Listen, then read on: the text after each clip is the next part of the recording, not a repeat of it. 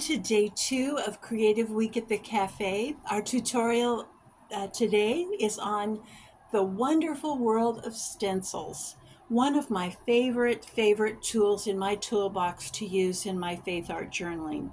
We're going to take up a look at the different types of stencils and the tools that we'll need to use them. We'll look at what applicators are best and what stencil mediums are available. So I hope that you'll stick with us. It's a short video basically.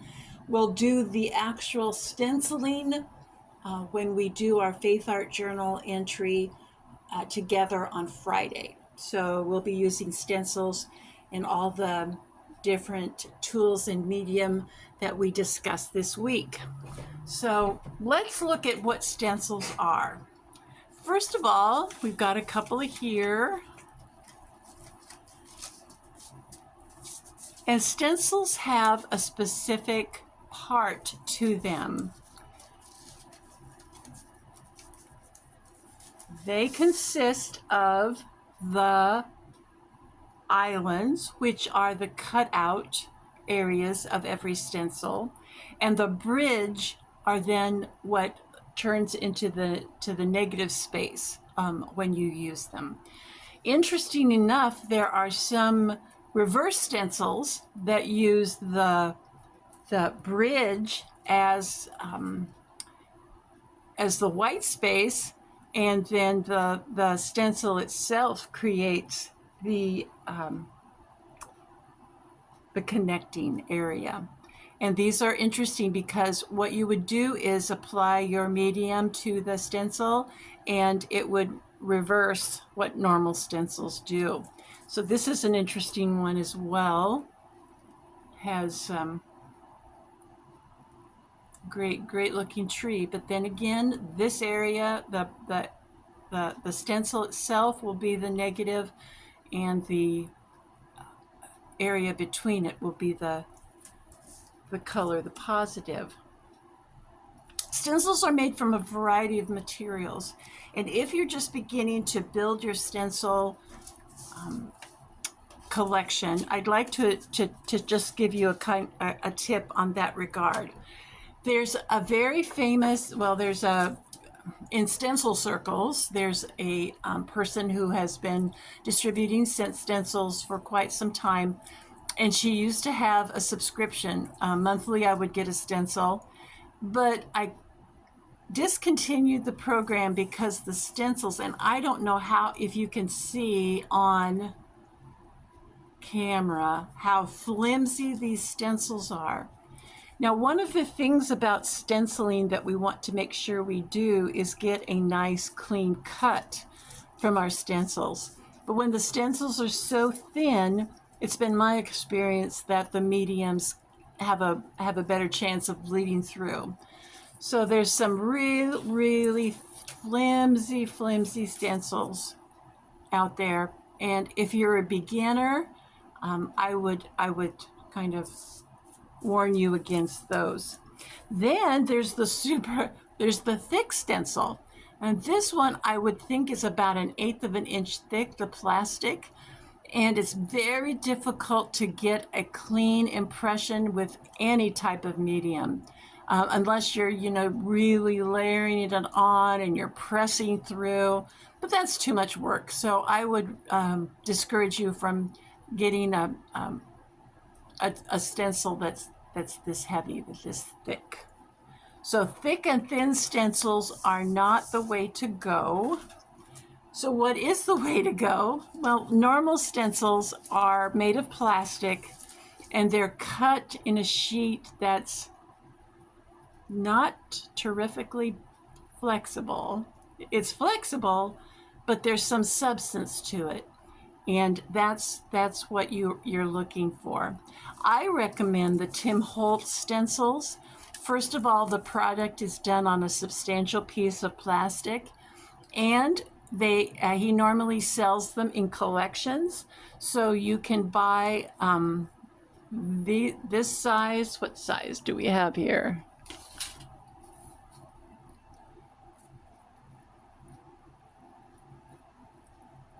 The stencil itself is like 2.5 by 5 inches.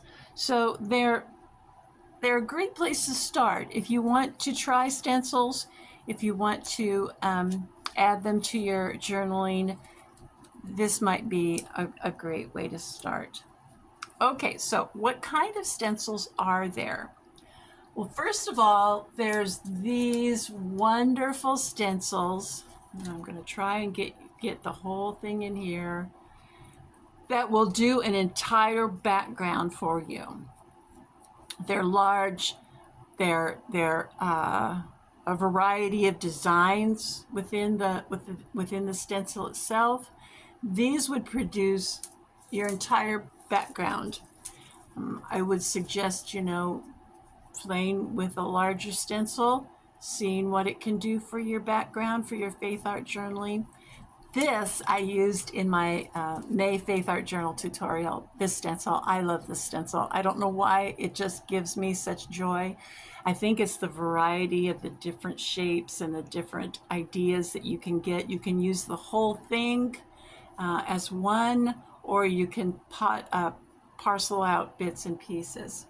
So larger stencils are good. Again, here's another sample of clocks. You can single out one clock or do an entire background of one clock or several clocks to create your background.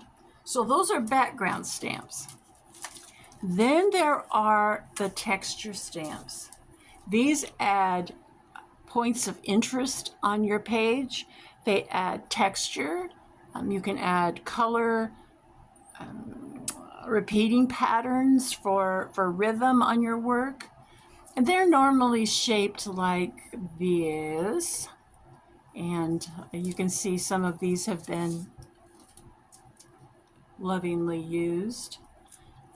But they've got small patterns that fill in the best place where you want it on your work. So those provide texture, rhythm to your work. They provide spots of interest to your work. Then we have alphabet stencils. These are available in different fonts, and you can compose your own word. Right now, that's a lot of work for me because I don't know if stenciling with the way that I personally would go, because I've got alphabet stamps, and I probably would tend to use alphabet stamps rather than stencil letters. But they make an interesting addition. There are stencils that have words to them. This is an entire, basically a saying that you could use for a background, or you could pick out words, flow, get out, voice, if you want to add that. There's different little stencils in different fonts.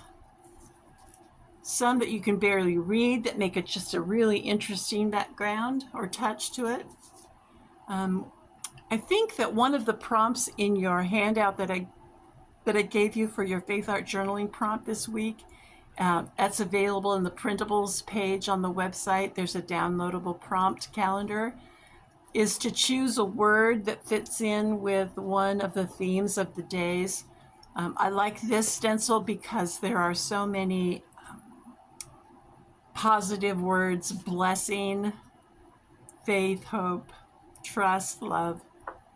So if I want to add a word to my background, on top of my background, I would go for this. This stencil is interesting. It's got large words. We've got family, home, welcome, and then we've got a huge welcome here. And those are words and alphabet stencils. So that's basically what we have to work with as far as choosing the best quality stencil and something that will fit our aesthetic and our artwork. Let's look at applicators now. several things, several tools that we can use to apply our medium, depending on what the medium is, through the stencil. And we'll start with trusted and true palette knives. I use palette knives because I use mediums, and we'll be talking about different mediums in a minute. But because of their thickness and their viscosity, I like to use a palette knife to apply the medium. There are round brushes also. These are particularly good if you're using acrylic paint and you want to dab the paint. Make sure that you don't overload the brush, and you want to just dab the paint on the stencil as you go. Smaller designs, you can use an actual paintbrush and make those dabs, smaller dabs. Also, I recommend makeup sponges. If you load them with enough paint, you can use them as daubers, which is also helpful. Now, with any of these, if you're going to use a brush, any brushes or the sponges, just remember that in stenciling, the less is better. The less medium, the less acrylic paint, the less whatever you're using to pass through your stencil, the less is better. You can always put on additional coats, but to avoid bleed through, which just makes a mess of everything, we want to make sure that we get the paint on sparingly. Next up, we're going to look at different mediums. Now, as I said before, you can use basically any type of medium with stencils.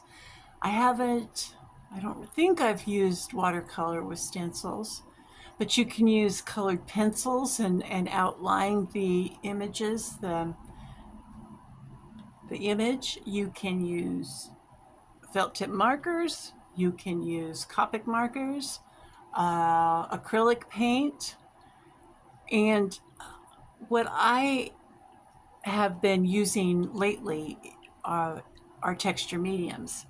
So for our purposes today, I just want to share a couple of these texture mediums. If you're not familiar with them, hopefully you'll learn how to apply them, what they look like, what their consistency looks like, and maybe use them in your art. So the first thing that we're going to start with is the light molding paste.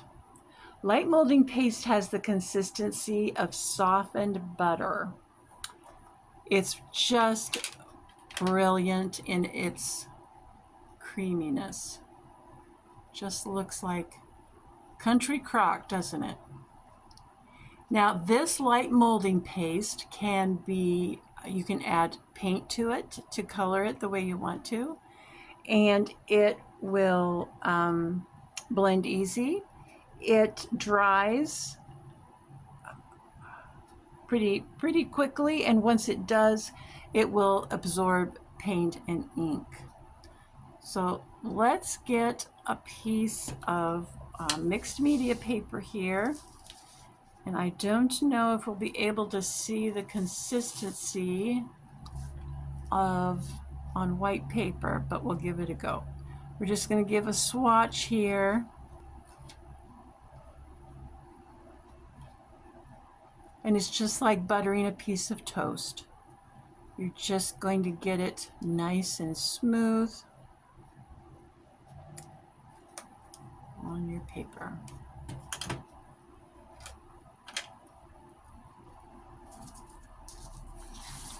So can you see what we came out with here? It appears to be yellow against the white mixed media paper, but it will dry clear. It's light. This is the light molding paste. Okay, the next thing is it's called lunar paste. Now, this is a copyright trademark product. It's by, what's his name? Simon Hurley. He has, it's Ranger ink, and he has developed his lunar pastes that are all metallic, different metallic colors. He also has solar paste. They're all white-based stencil medium, but they have an interesting metallic shine once they dry. There's a little metallic shine to them. So the lunar paste,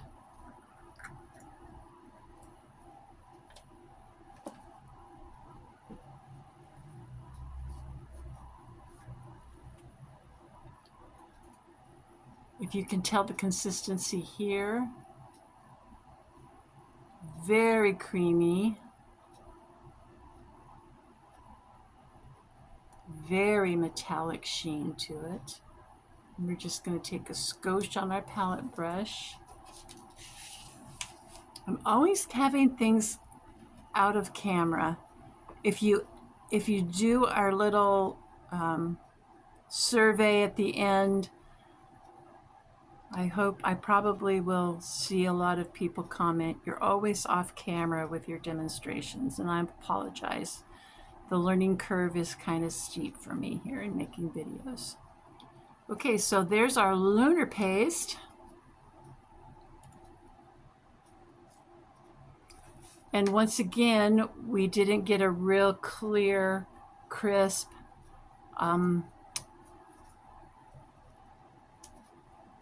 stencil cut because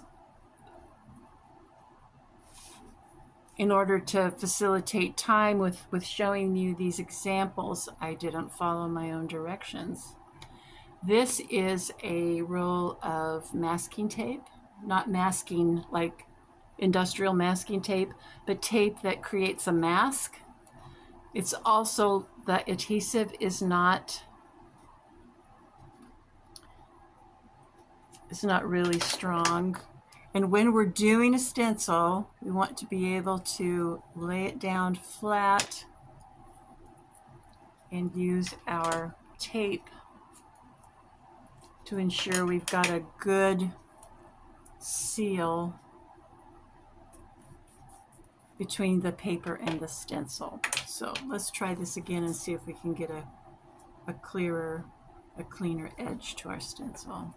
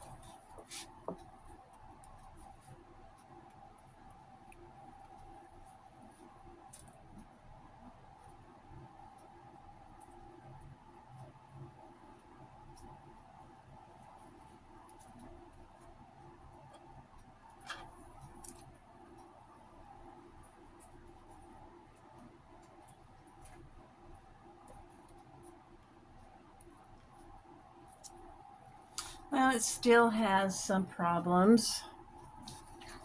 Not really happy with the lines. But can you see the beautiful quality that this lunar paste adds, the metallic sheen it adds? It's really very lovely. All right. The next product that we're going to look at, the next stencil medium, is molding paste.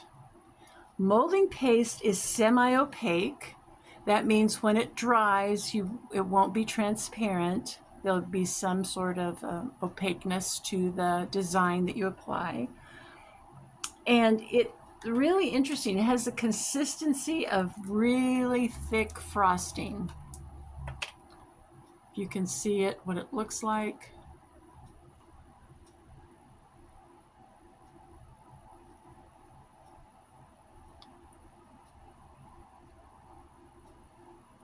really thick frosting.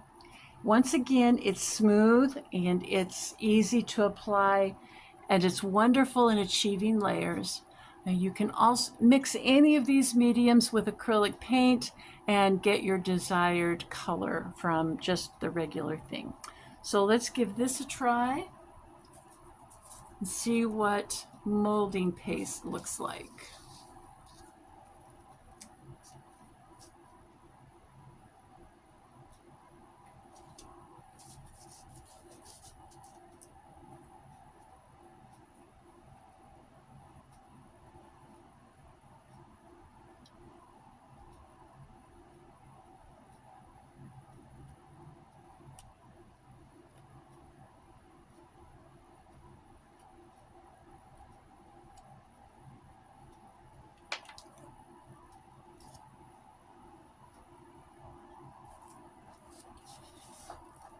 So once again, we've got the layered texture. It's relatively thin, like our initial product was, but it's going to be drying semi-opaque, if that's interesting to you.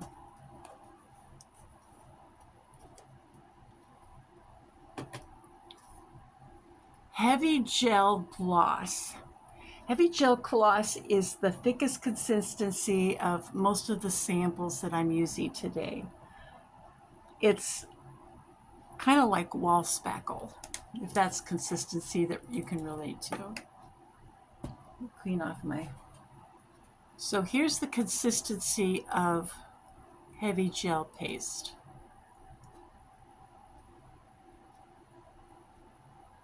Now, it's comparable in texture to like oil paints, and it is a gel, so it will dry clear and it will have a gloss finish. But as you can see, it's super thick. So let's try it on our paper here.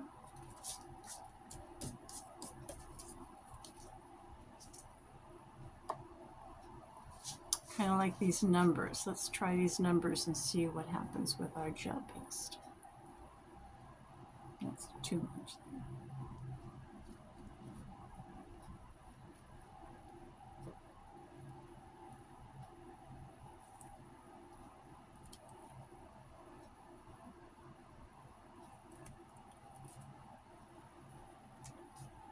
What a difference that product makes. Can you tell?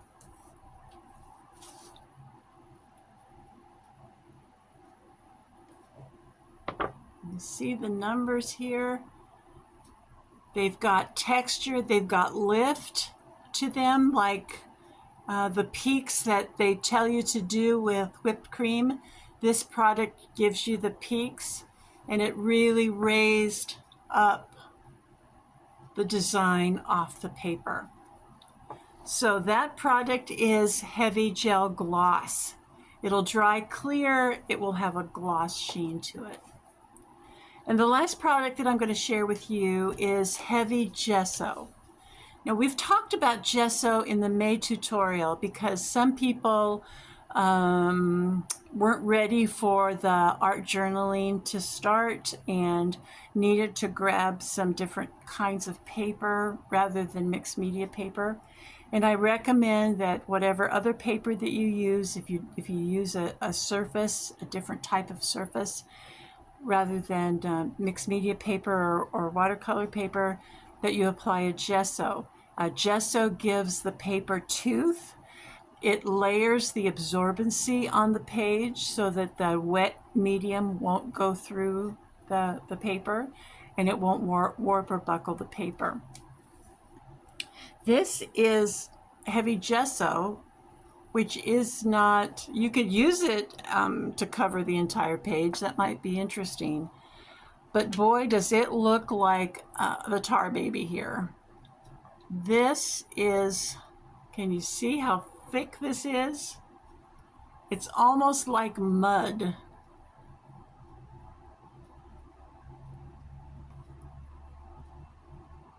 And of course, heavy gesso comes in white or black. But I thought for our purposes, we'd kind of just switch it up and see what we can get. So we'll use this stencil and see what our heavy gesso does.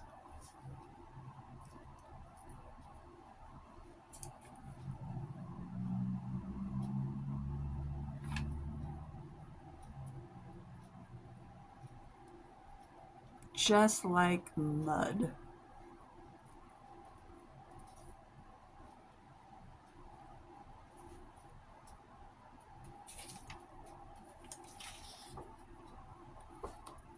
It's got a sheen to it. It's totally opaque, so you're not going to get any transparency out of heavy gesso, but it makes a statement for sure if you want to use. And it's really great to use.